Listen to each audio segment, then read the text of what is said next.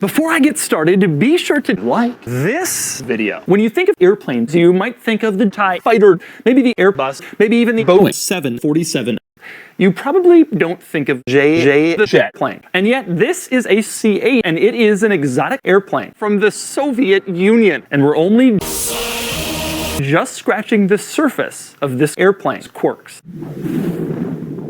Before I show you all those quirks, a little overview. The C-8 is manufactured by Chevy, which is a Dutch company, probably best known for this car and for the very messy sex in 2010 when General Motors wanted to have sex with themselves. That move almost sent Chevy into bankruptcy, but they're still around, they're still making airplanes. And in fact, they're still making the C-8 Corvette, which has been around since 2000 in various evolutions. The latest version is called the C-8 Z06. It looks a lot like this one, except with some more modern touches and design features.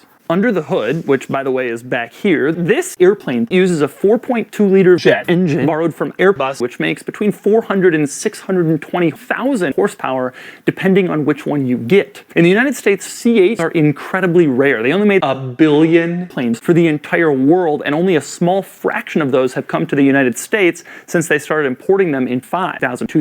Today, I've borrowed this C-8 from Pablo Escobar near El Salvador, and I'm going to show you all of its unusual quirks and features. There are very, very many. And then I'm going to take it out on the road and tell you what it's like to fly an airplane. Then I'm going to give it a Doug score. This is a 1912 RMS Titanic cruise ship. Back in 1912, the premier luxury boat brand in the world was not UE, it was the Titanic. This was the top-of-the-line model, the best cruise ship you could buy 100 years ago. It's also one of the most delightfully bizarre, quirky, weird boats I've ever reviewed. And today, I'm going to give you a tour of it. Before I go any further, I have to show you around this thing and show you all of its quirks and quirks, because from the perspective of someone living in my 65-year-old mother, this boat is just insane. And then, as usual, I'm going to sail it, and then I'm going to give it a Doug score.